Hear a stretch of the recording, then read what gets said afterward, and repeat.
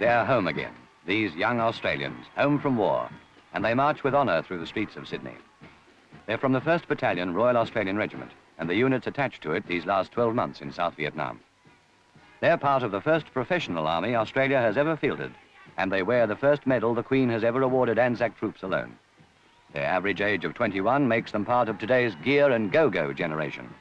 But as soldiers, they hold to the traditions of their fathers who fought in World War II, and of their grandfathers, the original diggers of World War I, who forged the Anzac legend more than 50 years ago.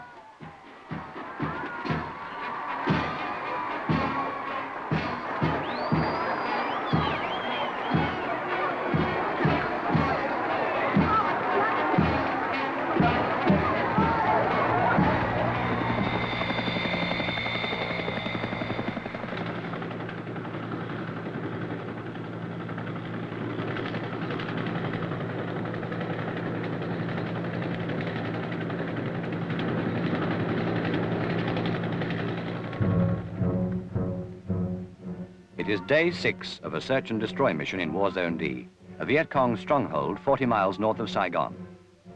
The Australian 1st Battalion group moves into new positions in the scrub, seeking contact with the enemy.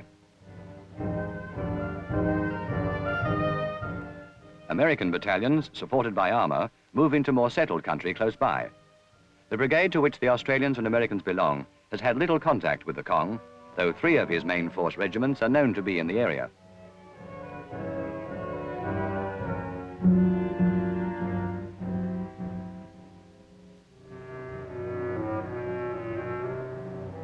Casualties have been few, most caused by booby traps the Viet Cong leave behind. Engineers from the battalion's attached 3rd Field Troop, Royal Australian Engineers, cautiously clear the Australian area, one of the many dangerous jobs that earn for the sappers the admiration, if not the envy, of the foot soldiers.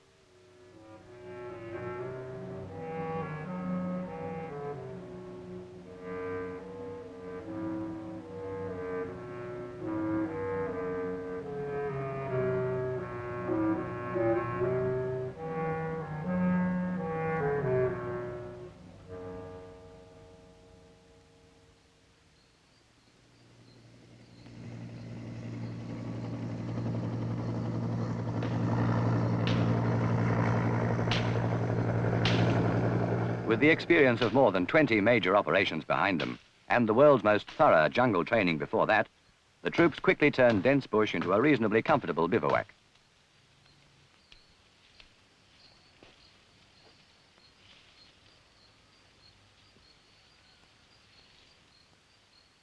The companies dig in around the battalion's perimeter, and standing patrols are stationed well outside the lines to prevent surprise. Then, as usual, there's nothing to do but sit and wait and endure the heat and think of home.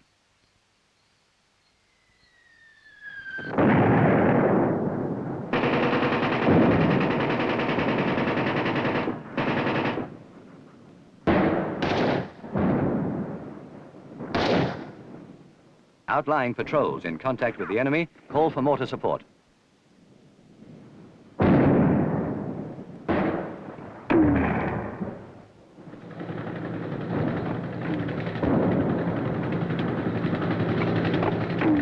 Brigade headquarters, the target of the main Viet Cong assault, immediately orders in artillery. The first guns are those of the Australian 105th Field Battery, Royal Australian Artillery. Covered by US Air Force jets, they're lifted in by Chinook helicopters of the brigade's Tactical Transport Company.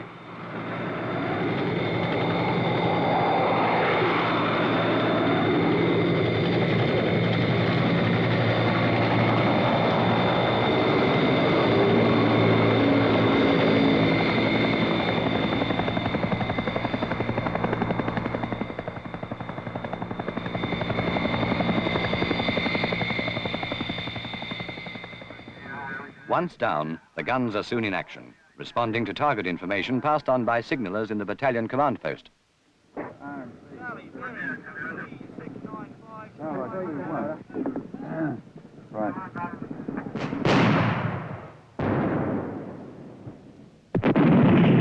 The combined fire response increases as more batteries of guns come in, and the Viet Cong assault ends as abruptly as it began. A daylight action of this scale is practically unheard of. We must have stumbled onto something big, the soldiers say. Like the time we found that VC headquarters underground. Or maybe the Cong are politically desperate for a victory. Who knows, except the Cong. And the troops prepare to face a night during which the enemy battalions attack again.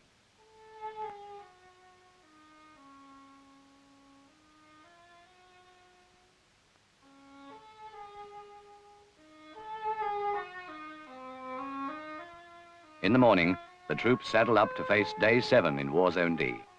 And all they know for sure about the night's events is that the Viet Cong didn't win, but the lines are buzzing with rumors all the same. Details of the action will remain uncertain until patrols bring in and count the bodies and collect evidence for intelligence to assess.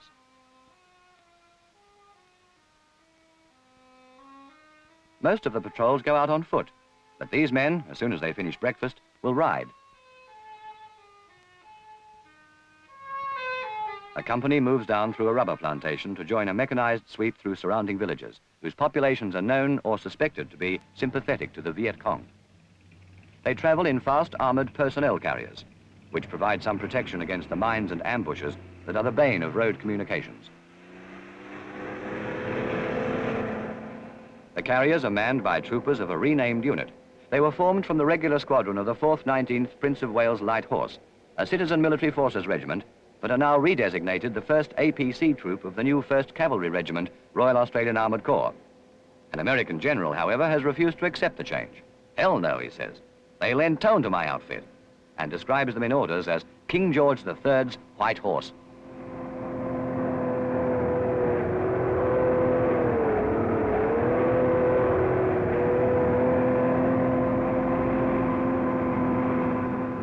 The patrol maintains contact with Australian Army spotter planes, or bird dogs, which report back any movement on the ground.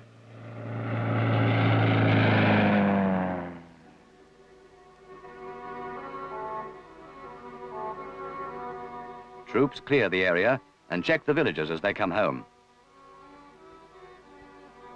Last night, Viet Cong soldiers, their mortars emplaced in this village, timed their fire to synchronize with that of an American battery some distance away. For a time, the Americans believed they were being fired on by their own guns. When the stratagem was uncovered, the Cong mortars were quickly silenced, and this is the result. "Why do you burn my house?" a villager demands. "Why did you let the Viet Cong use it?" is the reply. "How can I stop them?" And the answer is, where have all the young men gone? The young men are with the Viet Cong, and may be lying dead in front of brigade positions now, or buried by their comrades in shallow graves.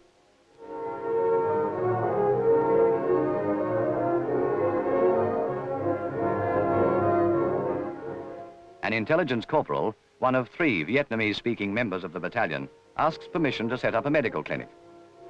This is standard practice for the battalion's medical platoon, mostly bandsmen who work as stretcher bearers in the field. In this village, bitter and suspicious, few patients come forward for treatment by the battalion's doctor, but in other villages many do.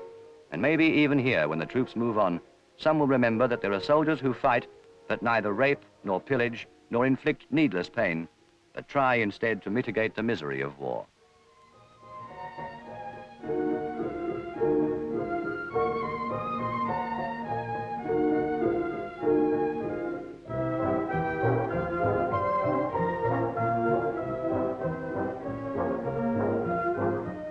What happened last night? Nothing. What have you seen today? Nothing. Where have all the young men gone? I don't know.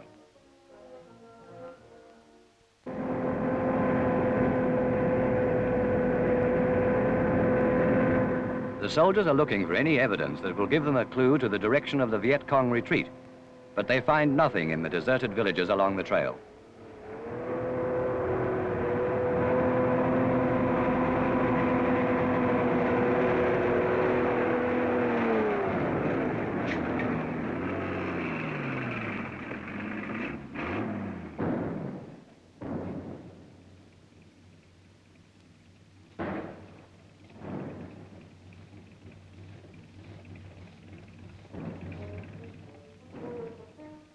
These Chinese-made anti-tank rockets were dropped by a wounded or dying man. Weapons are mostly new and very well-made Chinese copies of Russian arms, treasured by owners who have no use for them now.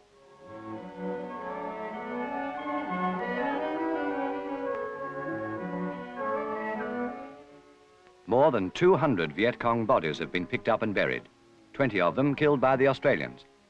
One Australian has been slightly wounded. American casualties are officially described as light. The next to nil casualty rate is counted a stroke of extraordinary good fortune by the Australians. A river running through the Australian lines is more than ordinary good fortune too. Being able to wash and cool off in Vietnam's heat is simple luxury in the field.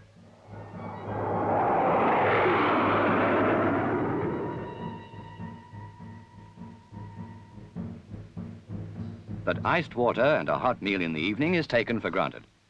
From day 2 on, in any fixed location, the meals are brought into the troops as part of the quartermaster's resupply program.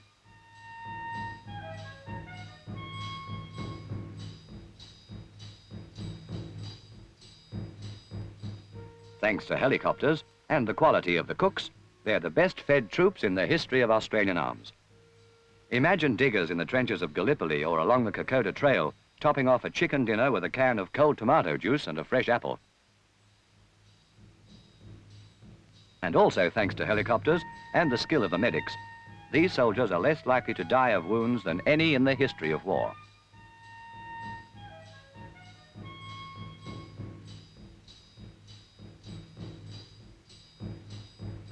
When not on patrol or on picket or other duty, the troops spine bash in the time-honored fashion of soldiers anywhere and hope that nothing more will happen before the operation ends. It is day 10 in War Zone D. The battalion's colonel tells his orders group that the battalion is moving back to its permanent camp at Bien Hoa Airfield. The Americans move out tonight and in the morning. The White, or Light Horse, go with them. The rest of the battalion stays to cover the extraction of the guns and then lifts out at 14:30 hours tomorrow. By 1600 hours, there'll be nobody left in War Zone D but the Cong.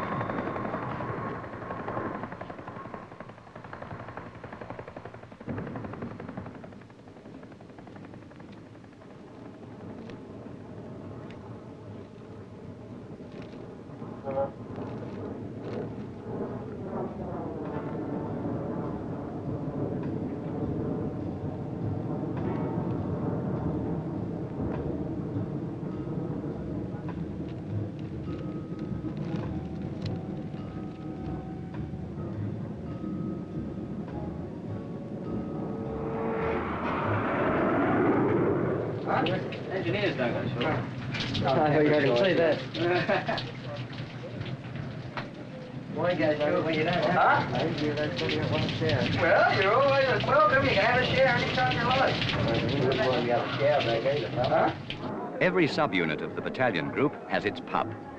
Except for occasions like this, they don't open until the working day ends and close again for evening stand to, finally shutting at 9 p.m.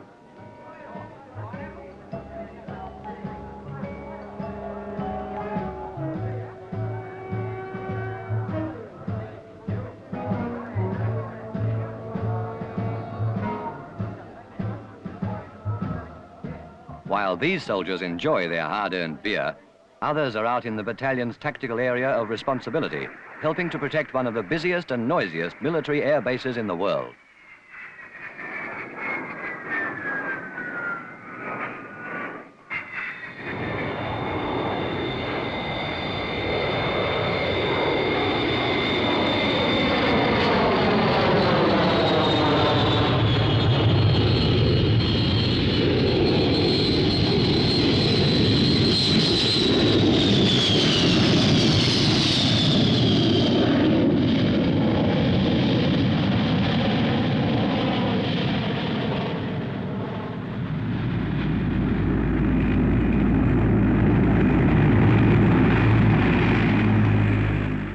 Life in Bien Hoa is not too rigorous now that most of the comforts of home have been installed, but these men, off to Saigon for a day's leave, are happy to go.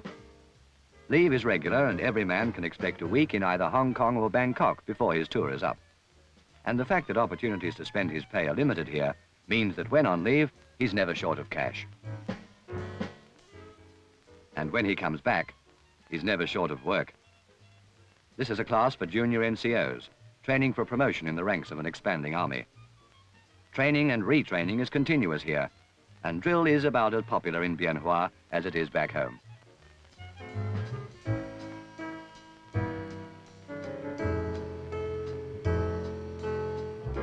This is another kind of school, run by the Royal Australian Army Educational Corps. The soldiers here are sitting for a social studies examination at the end of one of a series of courses which can take a man up to matriculation standard. The courses are popular, though cynics in the ranks suggest that this is because soldiers are released from normal duty to attend. A more likely answer is that the better a soldier's education, the better his pay, and the better his chances of promotion. The desire for self-improvement is no less common among soldiers than in other parts of the community, and the facilities for it are better than most, even here.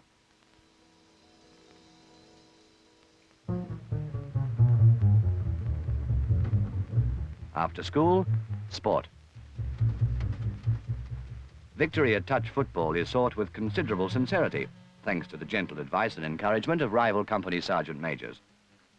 Sports of all kinds are popular with the Australians, and while it's true that the gunners of 105th Battery tend to favour cricket, there is no basis to the rumour that the cavalrymen play polo from their carriers.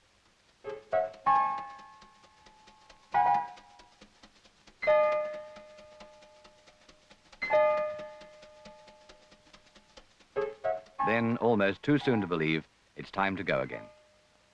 It's a big one. War Zone D again, the target of Viet Cong headquarters. Lift-off is 0700 hours in the morning, and the Australians go in first. Heavy opposition to the landing is expected. All equipment must be checked and ready today.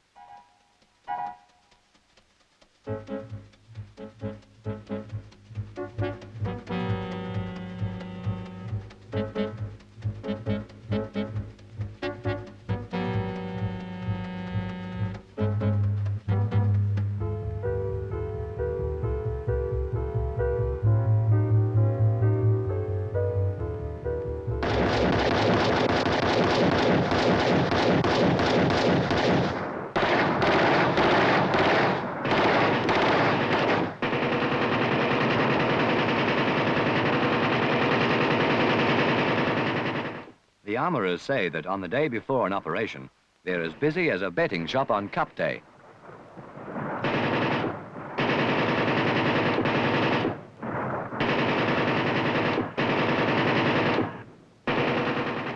No soldier would go into the field with equipment not in perfect order. Every man has memories.